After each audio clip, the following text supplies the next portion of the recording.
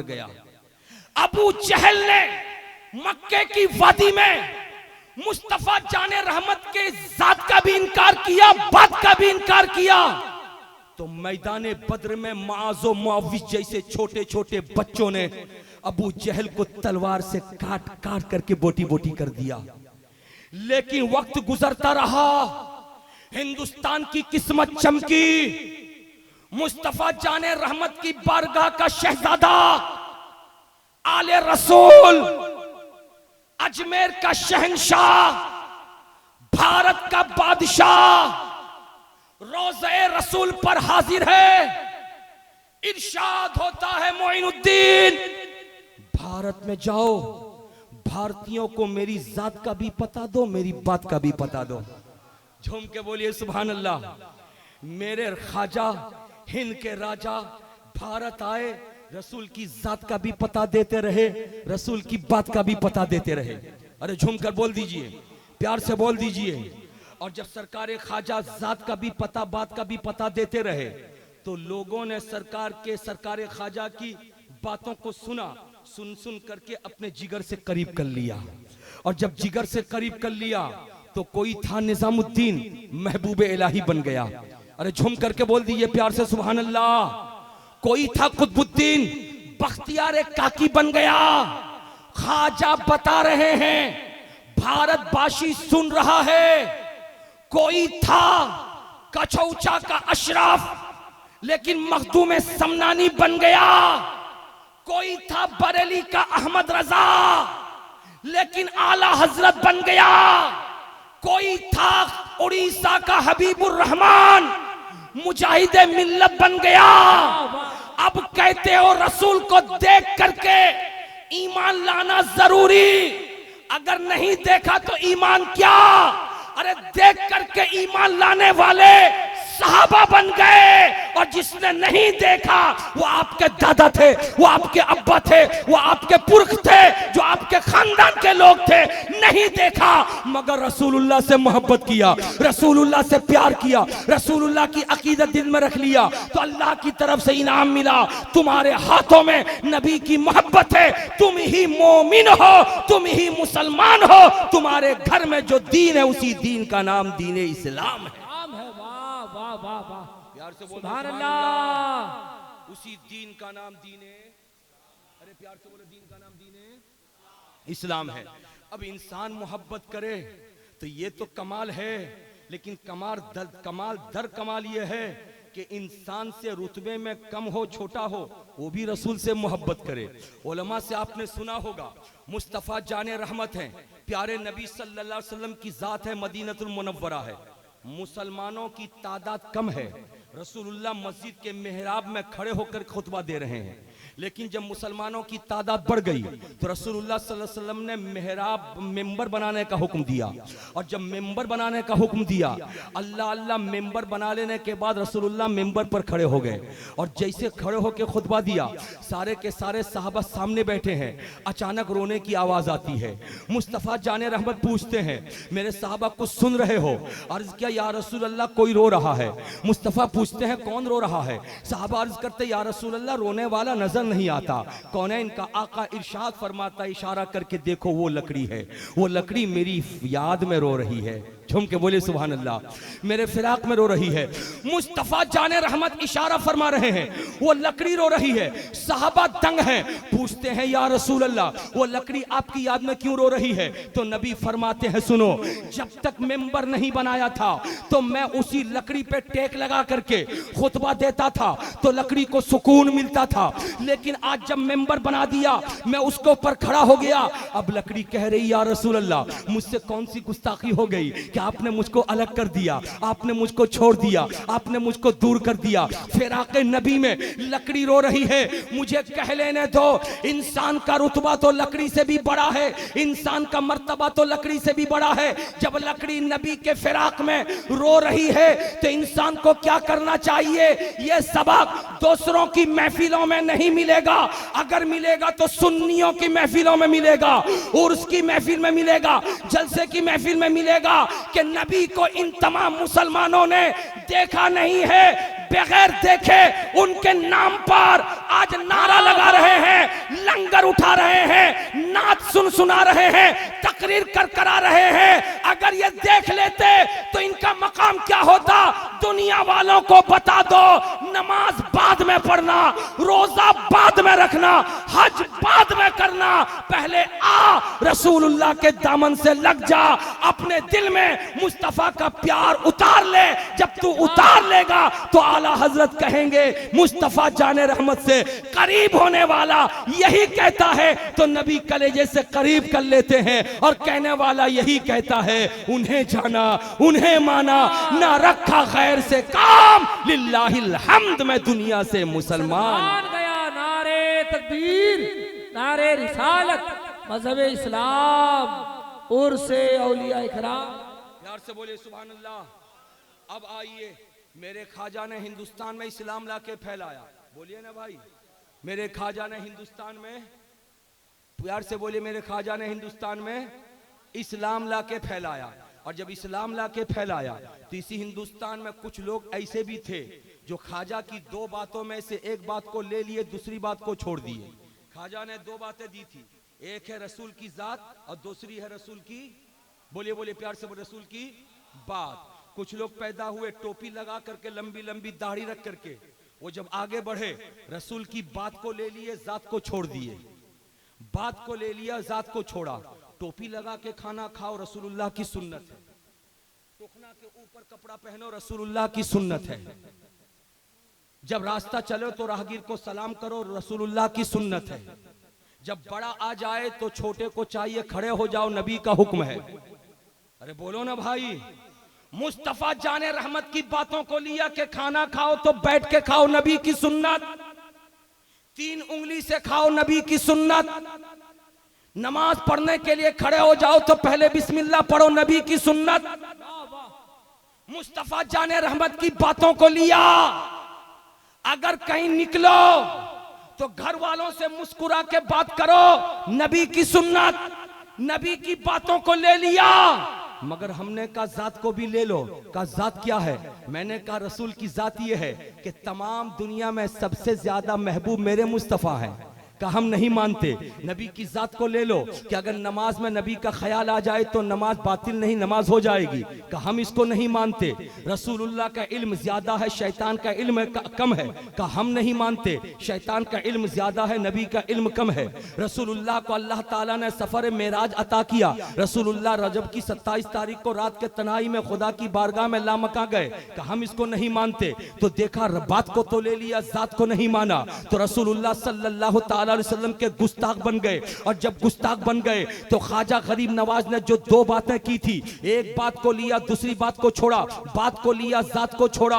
तो अब कौन है हिंदुस्तान में जो उन तमाम लोगों को सजा दे, उनके खिलाफ फतवा सादिर करे, उनके खिलाफ हुक्म नाफिज करे, उनके खिलाफ बातों को बयान करे? तो ऐसे आलम में, हिंदुस्तान में परवरदिगार आलम ने नाइबीन नबी बना करके उलमा को पैदा फरमाया। उन्हीं उलमा में नस्लन बादा नस्लिन, करनन बादा करनिन, जब बारी आई धामनगर के हबीबुर रहमान की, तो इसी सुंगड़ा की धरती से उठने वाला कोई इस्माइल नाम का कटकी उठा था और उठ करके रसूल की बातों को लेकर जात को छोड़ने वाला था। तो मेरा मुजाहिद खड़ा हुआ और खड़े होकर के कहा था, रास्ते के चौराहे पर नहीं बल्कि कटक के बाराबाटी स्टेडियम के अंदर आ, जहां पे हजारों का मजमा होगा, तू होगा, मैं रहूंगा। अब बताऊंगा तुझे कि मुसलमान होने के लिए जात को भी लेना जरूरी, बात को भी लेना जरूरी। मुजाहिद मिल्लत जब चीखे थे तो आला हजरत के शेर बन करके ऐसा हमला किए, ऐसा हमला किए कि उड़ीसा से उसका नामो निशान मिट गया। आज देखो बाराबाटी स्टेडियम से लेकर के कटक तक, कटक से लेकर पुरी तक, पुरी से लेकर बालासोर तक, बालासोर से लेकर जालेसर तक, जालेसर से लेकर भद्रक तक, उधर राउरकेला से लेकर संबलपुर तक अगर कोई झंडा लहरा रहा है तो वो मुस्तफा जाने रहमत के प्यार का झंडा लहरा रहा है, वो नबी की अकीदत का झंडा लहरा रहा है। इसीलिए आला हजरत ने लिखा था, तुझसे और जन्नत से क्या मतलब, मुनाफिक दूर हो, हम रसूलुल्लाह के जन्नत रसूलुल्लाह। नारे तकबीर, नारे रिसालत, फैज़ान औलिया किराम, अल्लामा सखावत हुसैन बरकत। लेकिन हजरत वक्त गुजरता रहा। बैठ बाबू, ज्यादा मत जा, थोड़ी देर बैठ जा। इतना टाइट पैंट पहन लिया कि घुटने में दर्द होने लगा, थोड़ा सा बर्दाश्त कर ले। प्यार से बोले सुभान अल्लाह। जात को छोड़ने वाले बात को लेने वाले मुखी खा गए, लेकिन हिंदुस्तान का निजाम चलता रहा, चलता रहा, चलता रहा। 2014 जैसे आया, एक तबका खड़ा हुआ और खड़े होकर के कहा, मुसलमानों हम तुम्हारे हमदर्द हैं। कैसे हमदर्द? कि रसूलुल्लाह की बात को छोड़ो ना, रसूल की जात को ले लो। 100 पूरी दुनिया के बड़े बड़े लोगों की जब फहरिस्त तैयार हुई तो उन 100 लोगों में सबसे ऊपर नाम अगर किसी का है तो अब्दुल्ला के बेटे का नाम है, वो आमिना के लखते जिगर का नाम है, वो मेरे प्यारे नबी का नाम है। आज दुनिया का हर इंसान मेरे रसूल को बड़ा मान रहा है, जात को मान रहा है, लेकिन जब बात को मानने की बारी आई तो 2014 के बाद पार्लियामेंट में बैठकर रसूलुल्लाह की बात पे लाल कलम चलाना शुरू किया।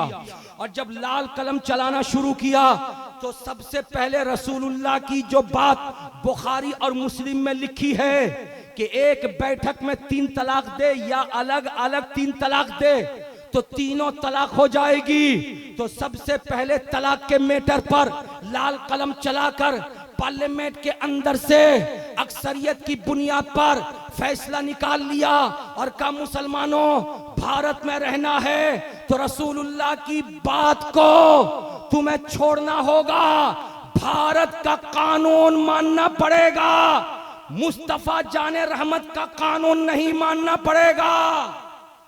ऐसे आलम में 35 करोड़ मुसलमान भारत के जाएं कहां? याद किए आजादी के दिन को 1947 में। काश मिस्टर जिना, अगर तुम पाकिस्तान को अलग न किए होते तो तुमसे बांग्लादेश भी अलग न होता। आज हम 35 करोड़ हैं, अगर तुम दोनों भी साथ में रहते तो हम मिलकर के 70 करोड़ हो जाते। तो फिर हमें अकलियत में देखकर हमारे खिलाफ पार्लियामेंट में कोई कानून नहीं पास किया जाता। लेकिन तुमने अलग अपने आप को क्यों कर लिया, हमको कमजोर बनाते हुए। लेकिन चल, जिसके पास दलील नहीं होती वही अपनी कमजोरी पे रोता है। लेकिन भारत का मुसलमान 35 करोड़ सही, मगर ये डरने वाला नहीं, ये रोने वाला नहीं। बर्दाश्त किया, सब्र किया। इसी बर्दाश्त और सब्र के हमाहमी में एक बाबरी मस्जिद का मैटर उठा।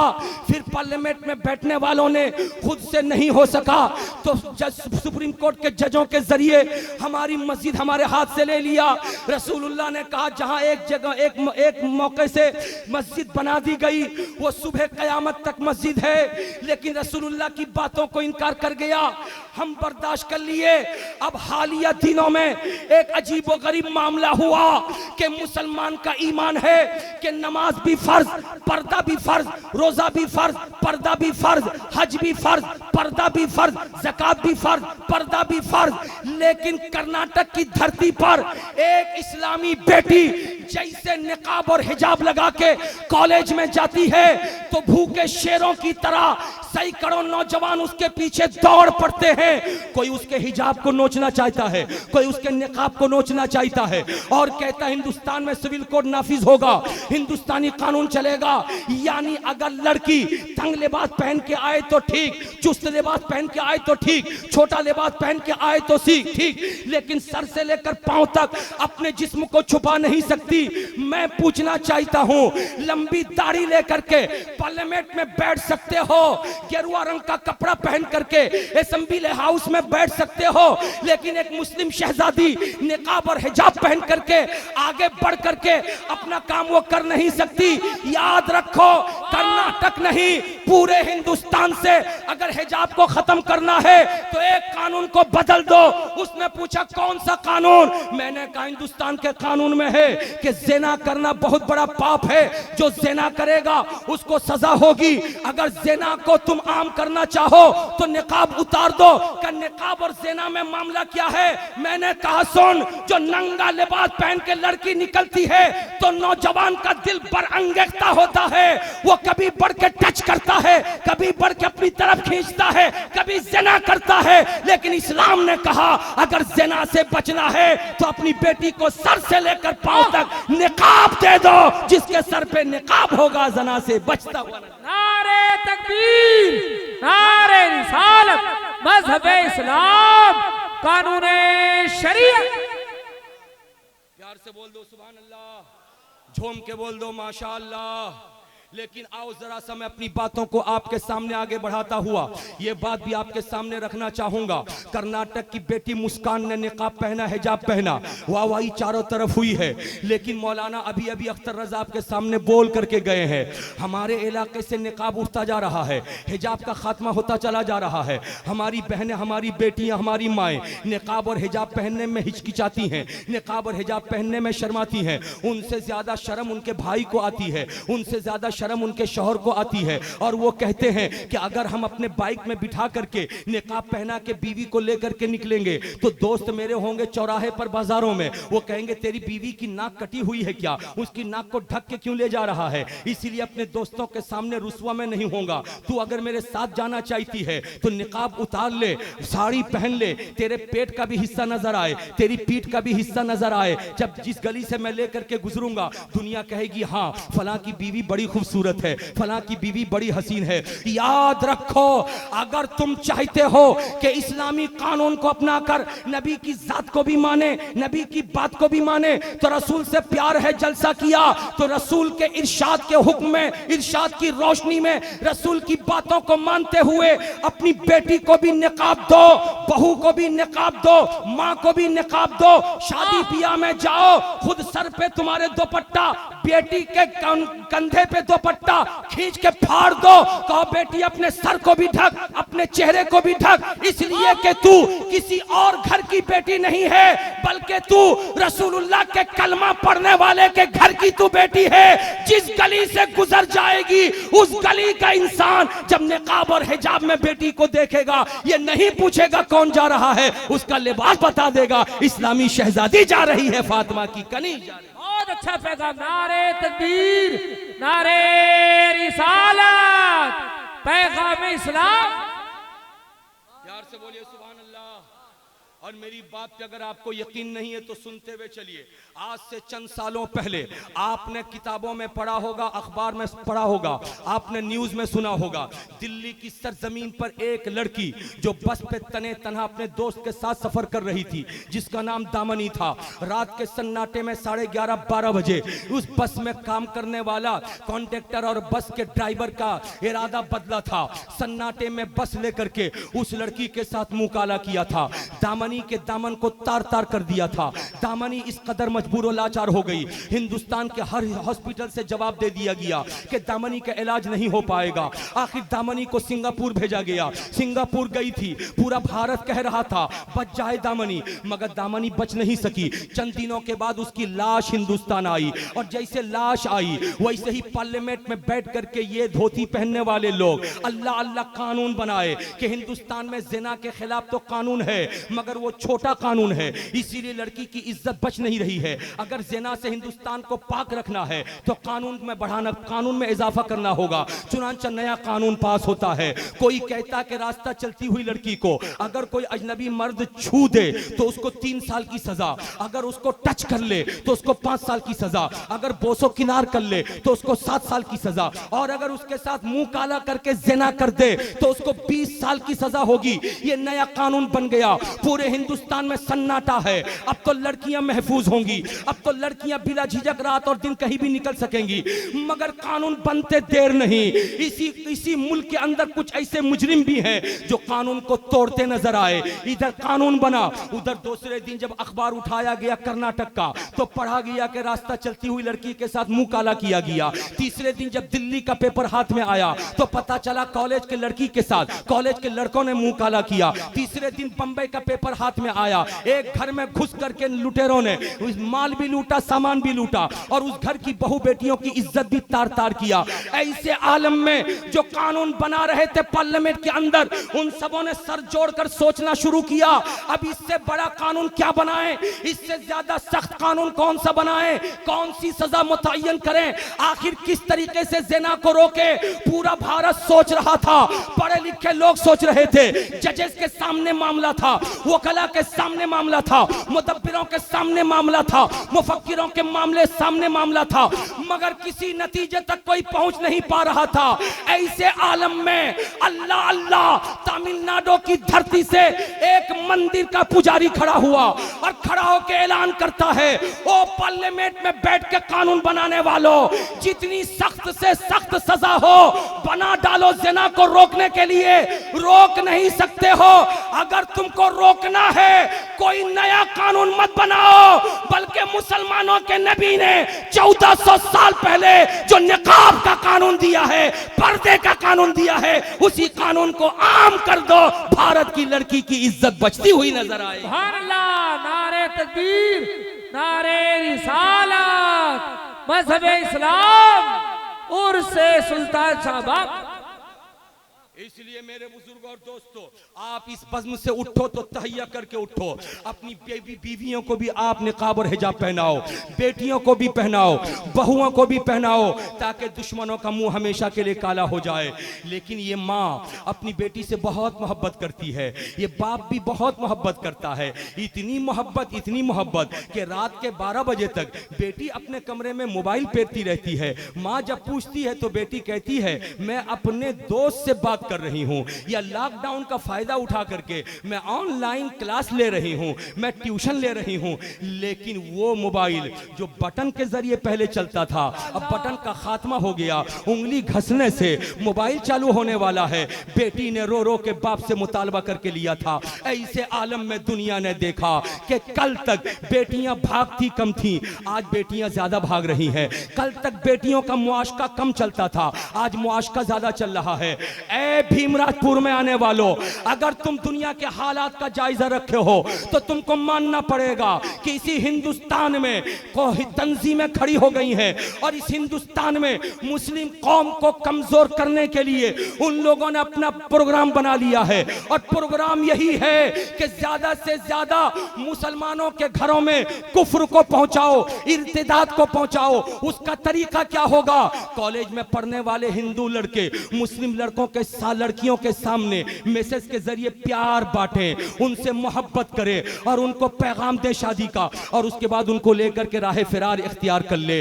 चुनांचे हमारे घर की ये लड़की जो अब बाप को नहीं मानती, माँ को नहीं मानती, भाई को नहीं मानती, अगर कोई ज्यादा निगरानी करता है तो बाथरूम के अंदर ऊपर में मोबाइल को ऑफ करके रखती है, और फिर जब उसका टाइम हो जाता है तो उससे तन्हाई में बात करती है। एक लड़का अगर कुएं में गिरता है तो सिर्फ एक लड़का गिरता है, लेकिन एक लड़की अगर गिरती है तो एक लड़की नहीं गिरती, पूरा खानदान गिरता है, पूरी बस्ती गिरती है, पूरा इलाका गिरता है। यानी एक लड़का अगर गुनाह करता है तो सिर्फ और सिर्फ बदनाम वही लड़का है, उसका खानदान है। लेकिन एक लड़की अगर भागती है तो पूरी बस्ती की नाक कट जाती है, पूरी आबादी की नाक कट जाती है, पूरी सोसाइटी की नाक कट जाती है। आखिर जलसा करके हमें फायदा क्या है, अगर जलसों से इन तमाम चीजों पे हम रुकावट नहीं बन सके? इसलिए जलसा करने वाले नौजवानों को, कमेटी के लोगों को, बस्ती के मुरब्बियों को बरकाती एक मैसेज देगा, एक साल में एक मर्तबा जलसा करके हाथ पे हाथ डाल के बैठ मत जाना, बल्कि जलसे से तहरीक लेकर के पूरे साल पूरी बस्ती में दीन का काम करना, मजहब का काम करना, बेटियों की हिफाजत करना, बहुओं की हिफाजत करना। अगर ये तुमने कर लिया तो मैं समझूंगा तुम भी कामयाब हो, तुम्हारा जलसा भी कामयाब। लाजवाब, अच्छा पैगाम, जिंदाबाद, नारे तकबीर, नारे रिसालत, पैगाम इस्लाम। हजरात मुकर्रम तवज्जो हाजिर करो। और इसकी सबसे बड़ी वजह क्या है? सबसे बड़ी वजह यह कि तालीम की कमी। सबसे बड़ी वजह, अरे बोलो ना भाई, सबसे बड़ी वजह तालीम की कमी। कोई गांव ऐसा नहीं जिस गांव में मदरसा ना हो, हर गांव में मदरसा है। मगर गांव है कटक का, बच्चे पढ़ेंगे झारखंड के। गांव है केंद्रापाड़े का, बच्चे पढ़ेंगे बिहार के। गांव है बालेसर का, बच्चे पढ़ेंगे पुरी के। गांव है पुरी का, बच्चे पढ़ेंगे जाजपुर के। गांव है जाजपुर का, बच्चे पढ़ेंगे जगत सिंहपुर के। चिराग तले अंधेरा, बोलो ना जी, चिराग तले अंधेरा। सुना था हमने, चिराग तले अंधेरा होता है। आज चिराग तले अंधेरा। सब तो बाहर से आके पढ़ रहे हैं, मौलाना बनने, हाफिज बनने, कारी बन रहे, मौलवी बन रहे। तुम्हारे यहाँ क्या हुआ? मैं सिर्फ भीमराजपुर वालों आपको नहीं बता रहा हूँ, ये पूरा इलाका, पूरे चारों तरफ जहां जहां सुन्नियों का इलाका आप चले जाइए, आपको यही नजर आएगा। पैसे वाले घर के बच्चे पढ़ने को तैयार नहीं। बाप मोबाइल से पूछेगा फोन करके लड़का ट्यूशन गया या नहीं, स्कूल गया या नहीं। स्कूल और दुनिया की तालीम के लिए बाप मां निगरानी करते हैं, इसलिए कि उस तालीम के जरिए नौकरी लगेगी। मगर बाप ये नहीं पूछता कि बेटा मकतब गया कि नहीं कुरान पढ़ने के लिए। बाप नहीं पूछता कि बेटी मकतब गई या नहीं कुरान पढ़ने के लिए। इसलिए सखावत हुसैन बरकाती एक पैगाम देगा, जिसको हाफिज बनना हो मुकम्मल वो मदरसे में आके पढ़े, जिसको कारी बनना हो वो मदरसे में रह के पढ़े, जिसको मौलाना बनना हो वो मदरसे में 24 घंटा रह के पढ़े। हर बच्चे को मौलवी बनना जरूरी नहीं, हर लड़की को हाफिजा बनने की जरूरत नहीं, हर बच्चे को मौलाना बनने की जरूरत नहीं। जिसको बनना हो वो 24 घंटा रहे, बालेसर का मदरसा हो पूरी वाले रहे कोई बात नहीं, ओडिशा का मदरसा हो झारखंड वाले रहे कोई बात नहीं। लेकिन अगर आपके बच्चे मौलवी नहीं बनते मत बनाओ, हाफिज नहीं बनते मत बनाओ, मौलाना नहीं बनते मत बनाओ, स्कूल में पढ़ाओ, आईएएस बनाओ, आईपीएस बनाओ। तुम नीट का एग्जाम दिलवा करके अपने बच्चे को डॉक्टर बनाओ, जेई का एग्जाम दे करके इंजीनियर बनाओ, सब जरूरी है। लेकिन अपने बच्चे को तुम कुरान की तालीम देके अच्छा मुसलमान भी बना दो, तुम मजहब की तालीम देकर अच्छा मुसलमान भी बना दो, दीन उसको सिखा दो, शरीयत उसको सिखा दो, खुदा की पहचान उसको बता दो, रसूलुल्लाह की मोहब्बत का पैगाम उसको दे दो, बड़ों का अदब सिखा दो, माँ बाप की खिदमत सिखा दो। उसके लिए जरूरी है कि 24 घंटा में से 1 घंटा हर घर का बच्चा मकतब में जाए और जाकर के इस्लाम की तालीम हासिल करे। जब तालीम हासिल कर लेगा तो इंशाअल्लाह ताला, आज जो देवबंदी वहाबी कहते हैं ना कि मुसलमानों में सुन्नी जलसा तो कर लेते हैं मगर उनका सीना इल्म से खाली रहता है, छोटी सी भी बात पूछो वो अपने मौलवी के पास ले जाते हैं। अगर आपके बच्चे मदरसों में जाके ऐसे ही पढ़ने लगे तो इंशाअल्लाह ताला उनके मुंह पे ताला लग जाएगा और फिर यही कहेंगे कि सुन्नी पढ़ा लिखा होता है, मसला पूछो मौलवियों के पास नहीं, खुद वो मसला बताता हुआ नजर आता। बहुत अच्छे पैगाम, बहुत अच्छे। प्यार से बोलिए सुभान अल्लाह, झूम के बोलो, जरा हाथों को लहरा के बोलो या रसूल अल्लाह। कुरान पाक की तालीम, प्यार से बोलो, बस 2-4 मिनट और सुन लीजिए। कुरान की तालीम क्या है? कुरान की तालीम को लोगों ने समझ लिया कि कुरान की तालीम बस मौलवी मौलाना के लिए, कुरान की तालीम सिर्फ हाफिजों के लिए है, कुरान की तालीम सिर्फ और सिर्फ मौलवियों के लिए है। याद रखो नहीं। आज अगर किसी के घर में शादी होती है तो बहू चॉइस करने के लिए जाते हैं। क्या देखते हैं बहू चॉइस करने के लिए? अरे बोलो ना बाबू, लड़की गोरी है कि काली है? अरे बोलो ना। बाप उसका मालदार है कि नहीं? पल्सर फटफटिया देगा कि नहीं? अरे बोलो ना भाई। जहेज में क्या सामान देगा? उसके यहाँ हाथी घोड़ा है कि नहीं? माल देखते हैं। और अगर सब तय तमाम हो जाता तो ये बुढ़ा बाप चाय खाने पे बैठ के पैर पे पैर लटका करके हिलाता है और कहता मेरा क्या, मैं तो बच्चे का रिश्ता कर दिया हूं, वहां से तो मुझको 3 लाख रुपए नकदी मिलने वाला। बेशरम बुढ़े, शर्म नहीं आती? इसी जहेज के मुतालबे की बुनियाद पर आज हजारों बेटियां जो उम्र को के हदूद को पार कर चुकी हैं मगर उनकी हथेली को कोई मेहंदी से रंगीन करने वाला नहीं है। तुम जहेज का मुतालबा करके गैरों के सामने इस हिंदुस्तान में इस्लाम को बदनाम करते हो। जहेज मांग करके लेना हराम, जहेज का मुतालबा करने के बाद देना हराम। मगर ये बेटी पैदा करने वाला 4 बेटियों का बाप 6 बीघा जमीन बेचने के बावजूद भी 4 दामाद की फरमाइशों पूरी नहीं कर सका।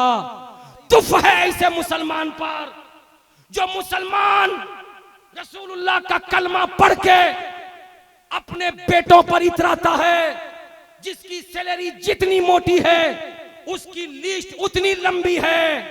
चीर दो लिस्ट को और कहो कि इस्लाम गरीबों की मदद सिखाता है, गरीबों के सीने से दौलत लेना नहीं सिखाता। हजारों जलसों में जाने के बावजूद ये शऊर नहीं पैदा हो सका।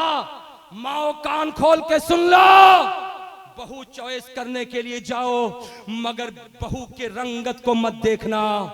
बहू चॉइस करने के लिए जाओ, उसकी हाइट मत देखना, बहू चॉइस करने के लिए जाओ, उसके बॉडी के दुबले और मोटापे को मत देखना। अगर देखना हो तो ये देखना कि बहू कुरान पढ़ी है कि नहीं पढ़ी है, ये देखना कि बहू सीरत नबी जानती है कि नहीं जानती है, ये पूछना कि बहू कुरान की 114 सूरतों में कम से कम नमाज पढ़ने के लिए 20 सूरा याद की है कि नहीं की है। बहू के बारे में पूछना, इस्लामी शहजादी बन करके लिबास जो पहनती है वो इस्लामी लिबास पहनती है कि नहीं पहनती है, कुरान पाक देख करके पढ़ना जानती है कि नहीं जानती है। याद रखो, दुनियावी लहू और लईब में परवरिश पाने वाली बेटी को बहू बना कर लाओगे, जो गोद में बच्चा आएगा वो बॉलीवुड और टॉलीवुड का नचनिया तो बन सकता है, लेकिन अगर नमाज की पाबंदी करने वाली बहू लाओगे, अगर कुरान पढ़ने वाली बहू को लाओगे, तो उसकी गोद में खेलने वाला बच्चा गुलाम हुसैन बनता नजर आएगा, गुलाम अली अकबर बनता नजर आएगा, गुलाम अली असगर बनता नजर आएगा। इसलिए रोवो नहीं कि बच्चे आपे से बाहर हो गए, हमारी बातों को नहीं मानते। याद रखो, बुनियाद जिसकी जैसी पड़ती है उसका फल भी वैसा ही होता है। आओ अपने तकरीर के आखिरी हिस्से में इस रवायत को आपके सामने पेश करूं। देखो चॉइस का अंदाज कितना अलग अलग होता है। अल्लाह अल्लाह, बगदाद मुअल्ला है, बगदाद मुअल्ला के खलीफा ने ऐलान किया, मेरा एक लड़का है, उस लड़के की मैं शादी करना चाहता हूं, मगर बहू मैं कहां से लाऊं, किसकी लड़की को अपनी बहू बनाऊं, किसके घर की बेटी को अपने घर की मैं दुल्हन बना के लाऊं। मैं खलीफा हूं, पूरा इलाका मेरी रियाया है, ऐसे मैं चॉइस करूंगा। मगर चॉइस करने का अंदाज तो देखो, ऐलान करता है, ए लोगों चले जाओ अपने अपने घर और जाकर के कह दो आज रात में मैं सवारी पे बैठ करके बस्ती में निकलने वाला हूं। और निकलूंगा क्यों? बहू चॉइस करने के लिए। मगर चॉइस कैसे करूंगा? ऐलान कर दो, जिसके घर की बेटी कुरान की हाफिजा होगी वो बेटी सोएगी नहीं, अपने घर की खिड़की खोल करके चिराग जला देगी। जिस घर की खिड़की से रोशनी मुझको मिलेगी उसी घर की लड़की को मैं अपनी बहू बना लूंगा। झूम के बोल दो सुभान अल्लाह, हाथों को लहरा के बोलो या रसूल अल्लाह। अल्लाह अल्लाह, जिसके घर की लड़की हाफिजा होगी वो घर की खिड़की को खोल करके चिराग जला देगी, रोशनी देख करके मैं समझ जाऊंगा इसी के घर की लड़की मेरे घर की बहू बनने वाली है। अल्लाह अल्लाह, रात हो गई, पूरा इलाका सन्नाटे में आ गया, सब लोग अपने अपने घर चले गए, तारीक माहौल है, अंधेरा चारों तरफ है। खलीफा जमाना है बगदाद का खलीफा, जो सवारी पे सवार होता है, और सवार होकर के जब बस्ती में निकला तो उसने क्या देखा? बस्ती के अंदर जैसे एंट्री लिया, दाहिने भी रास्ता, बाएं भी रास्ता, पीछे भी रास्ता, सामने भी रास्ता, चारों तरफ रास्ते हैं। जिस रास्ते की तरफ अपनी सवारी लेकर के खलीफा बढ़ता है तो क्या देखता है? उस रास्ते पे जितने घर नजर आ रहे हैं, हर घर की खिड़की खुली हुई है और हर घर की खिड़की पे चिराग जलता नजर आ रहा है, चिराग जलता नजर आ रहा है। अल्लाह अल्लाह, कैसा जमाना था कि बेटियां हाफिजा होती थी, कैसा जमाना था बेटियां कारिया हुआ करती थी। हमारी बेटी को अल्हम्दुलिल्लाह याद नहीं है, हमारी बेटी फातिहा नहीं जानती है, गौस से मोहब्बत है, फातिहा नहीं जानती, ख्वाजा से मोहब्बत है, फातिहा करना नहीं जानती है, मुजाहिद मिल्लत से मोहब्बत है, फातिहा करना नहीं जानती, कुंडाला का नियाज करने के लिए खीर पूरी पकाती है। अगर मस्जिद के इमाम साहब उसी दिन छुट्टी में चले गए तो 18 साल के भी इमाम हो तो वो आखिरी दिन होगा, 25 साल के इमाम हो तो वो भी आखिरी दिन होगा। इसलिए कि बस्ती वालों ने रखा नमाज पढ़ाने के साथ साथ फातिहा करने के लिए। सुन लो, तुम्हारे बाप दादा ने जो घर बनाया था उस घर को तोड़ करके तुमने पक्का घर बना लिया, तो तुमने अपने बच्चों को कुरान पढ़ा करके फातिहा करना क्यों नहीं सिखाया? वही पुराना जमाना है, दुनियावी मामले में बदल दिए। साइकिल फेंक करके मोटरसाइकिल ले आए, मोटरसाइकिल फेंक करके 4 व्हीलर ले आए, कच्चा मकान तोड़ के पक्का मकान बना लिया, पतलून खत्म करके जींस पैंट पहन लिए। तुम किसी भी रिसीवर पे जाके बातें करते थे, उसको खत्म करके मोबाइल हाथ में ले लिया। हर जगह बदलाव आया है, तो दीन के मामले में बदलाव क्यों नहीं आया है? बेटी को तुम फातिहा सिखाओ, बेटी को तुम कुरान पढ़ने के लिए कुछ आयतें सिखा दो, ताकि वो बेटी जब बहू बन करके कहीं जाए तो वो बस्ती के इमाम का मोहताज न रहे, बल्कि फातिहा करना हो जुमेरात के दिन तो खुद करे। मुर्गी ज़बा करना हो तो खुद करे, उसका बच्चा बीमार पड़ जाए तो किसी के पास लेकर के फूकवाने झड़वाने के लिए खड़ी ना हो, बल्कि आयतुल कुर्सी पढ़ करके खुद वो फूक दे तो शैतान भागता हुआ नजर। जिंदाबाद जिंदाबाद। हजरत मुकर्रम, ये कब होगा? जब दिल में ये ख्याल पैदा हो जाए कि हम हैं मुसलमान, हमारे हाथों में है कुरान। प्यार से बोल दीजिए ना, हम नहीं करती है। औरत भी अगर मुर्गा ज़बा कर दे तो कोई हरज नहीं, इस्लाम उसको इजाजत देता है। औरत मुर्गा पका देती है तो मर्द खा लेता है, लेकिन मुर्गा ज़बा करने के लिए ममानियत है। औरत को तुमने समझा किया है, यही तो भारतीय हुकूमत कहती है। इस्लाम में कहा गया है कि औरत मुर्गा ज़बा न करे, इसका मतलब ये कि मर्द को मकाम आगे बड़ा मिल गया, औरत को छोटा मिल गया। इसलिए गवर्नमेंट बदल गई, कांग्रेसियों की पीरियड खत्म। इसलिए भारत की बेटियों, अब हम आ गए हैं, बेटी बचाओ बेटी पढ़ाओ का नारा दे रहे हैं। इसलिए हम सबको लेके चलेंगे, मर्द के शाना बशाना औरत को खड़ा करेंगे। मैंने पकड़ा उसके गरीबान को नादान, ये तेरा नया नारा नहीं है, ये 1400 साल का पुराना नारा है जो मुस्तफा जाने रहमत ने मक्के की वादी में दिया है कि बेटी जिंदा दरगोर करने के लिए पैदा नहीं होती। बेटा भी रहमत है, बेटी भी रहमत है, लेकिन बेटा छोटी रहमत है, बेटी बड़ी रहमत है। लाजवाब। नारे तकबीर, नारे रिसालत। एक तरफ ऐलान करते हो कि बेटी बचाओ बेटी पढ़ाओ, और बेटी के सर से निकाब भी उतारते हो, बेटी के चेहरे से हिजाब भी उठाते हो, बेटी को ला करके मर्दों के मुकाबले में खड़ा करके मुआशका चलाने का मौका भी देते हो, लेडीज पार्क का दरवाजा खोल करके बुराई करने की छूट भी देते हो। आ इस्लाम के करीब हो जा। इस्लाम कहता है, इस्लाम में मर्द का भी मकाम है, औरत का भी मकाम है। इस्लाम ने मर्द को भी हक दिया है, औरत को भी हक दिया है। इतना हक कोई दीन कोई मजहब नहीं देगा। अमा सुनो, औरत को मामूली मत समझो। मर्द जहां पैदा हुआ वहीं पे पला, वहीं पे बढ़ा, उसके बाप माँ की जायदाद का हिस्सा उसको मिला। लेकिन औरत जहां पैदा हुई वो मैका है, जहां ससुराल बस गई वो ससुराल है।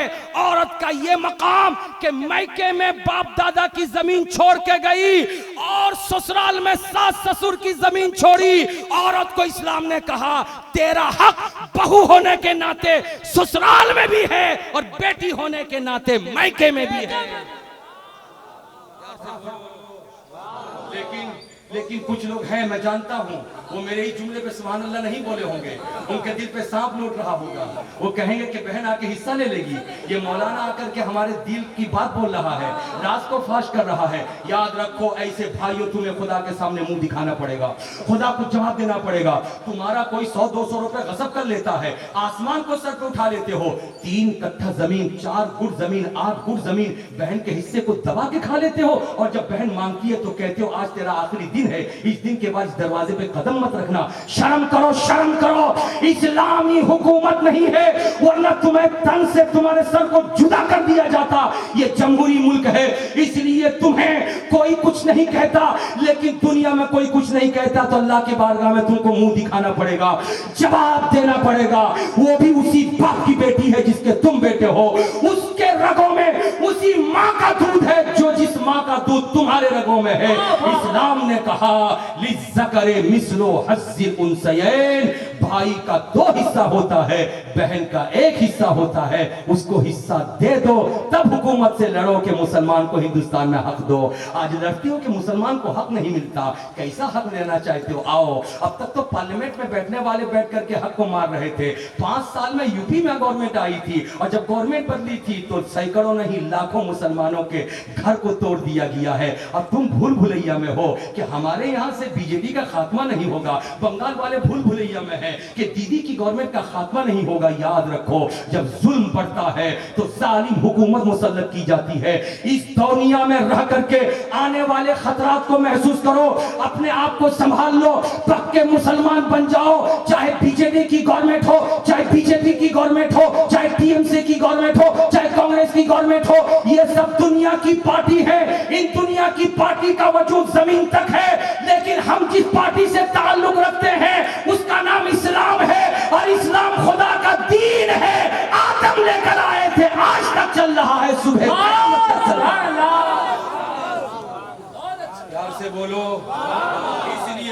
पक्के मुसलमान बन जाओ। कुरान ने कहा था ला तहिनु वला तहज़नु व अंतुमुल अअलौना इन कुंतुम मुमिनीन। मत घबराओ, मत फिक्र करो, मत डरो।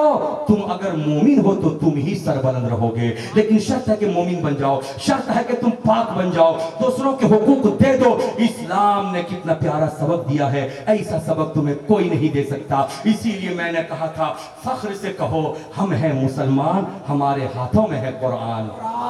उनके बोलो ना भाई, गाना में तकरीर का बोलो हम हैं मुसलमान, क्या से बोलो हम हैं मुसलमान, हमारे हाथों में है कुरान। अल्लाह से दुआ है कि परवरदिगार आलम आपको और हमें सबों को सच्चा मुसलमान बना दे और सच्चा भारतीय और हिंदुस्तानी बना दे। इसलिए कि ये हिंदुस्तान किसी के बाप का नहीं है, ये हिंदुस्तान मेरे अजमेर के ख्वाजा का है।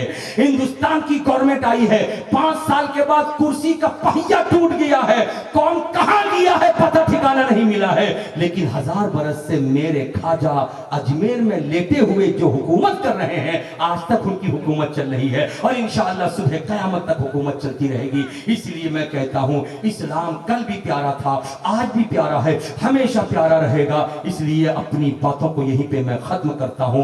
बहुत ऐसे हैं जो मालो ज़र रखते हैं और बहुत ऐसे हैं जो बाजुओं पर रखते हैं, मगर या रसूल अल्लाह हम तो फकत तेरी करीमी पे नजर रखते हैं। इस्लाम जिंदाबाद, हिंदुस्तान पाइंदाबाद, वमा अलैना इल्ला अल बलाग। अस्सलामु अलैकुम व रहमतुल्लाह।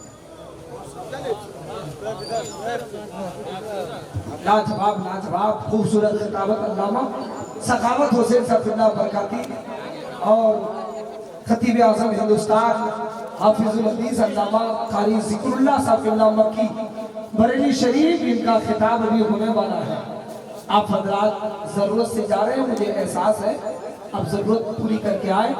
वो खतीब वो सुने बगैर अगर चले जाएंगे तो फिर आप सोचेंगे कि हम क्या छोड़ आए। बहुत लाजवाब गुफ्तगू मुस्लिह कौम मिल्लत नाशिर मसलके आला हज़रत अल्लामा और मौलाना अलहाज सखावत हुसैन सफिल्लाह बरकाती ने खूबसूरत खिताबत से हम और आपको नवाजा। अल्लाह हम सबको हज़रत की बातों पर अमल करने की तौफीक अता फरमाए।